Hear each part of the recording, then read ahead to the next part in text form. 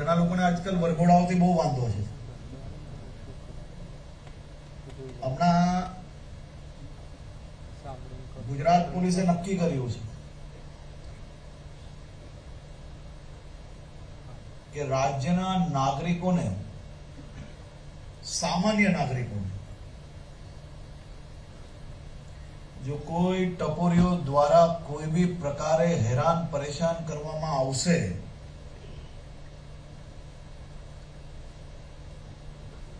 એના વરઘોડા તો જરૂરથી નીકળશે.